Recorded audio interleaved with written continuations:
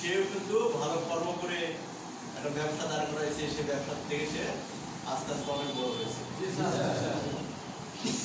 অনেকে দেখা গেছে একটা গ্যারেজে কাজ শিখতে গেছে, পড়ালেখা ভালো লাগে না কিংবা পড়ালেখা পারে না, সেজন্য একটা গ্যারেজে কাজ শিখতে গেছে।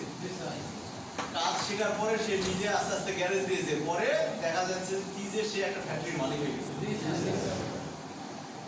সুতরাং আমরা যদি মনে করি যে আমি কিছু করতে পারবো, হ্যাঁ আমি কিছু করতে পারবো, তাহলে অবশ্যই সে মানুষের দ্বারা ভালো কিছু করা সম্ভব, আমাদের ভালো কিছু করা সম্ভব। কিন্তু যদি এই মাদকের ছোঁয়া আসে তাহলে জীবনটাই ধ্বংস।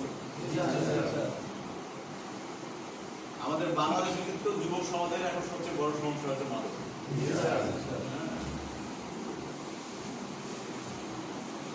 দেখা যাচ্ছে কি যে আরো 20 বছর পরে বাংলাদেশে যেহেতু এখন চিকিৎসা সেবা ভালো হয়, 20 বছর পরে দেখা যাবে কি যে ওই 60 পার হয়ে গেছে এই ধরনের লোকজনের সংখ্যা বেশি হয়ে যাবে।